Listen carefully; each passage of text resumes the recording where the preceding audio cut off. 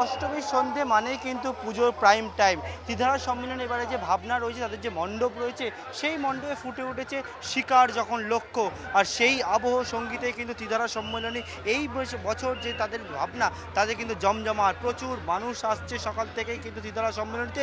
সন্ধে গড়াতে কিন্তু প্রচুর মানুষের ঢল নেমেছে। তুমি এই যে মণ্ডপ দেখতে পাচ্ছ, অর্থাৎ আদিবাসী যে সমস্ত মানুষ রয়েছে, শিকারে যাওয়ার আগে তারা দেবীকে পুজো করত এবং শিকার থেকে যখন ফিরত সেই সময় কিন্তু তারা একটা উৎসব পালন করত, আনন্দে মেতে উঠতো। সেই জীবনযাত্রা কিন্তু ফুটে উঠেছে।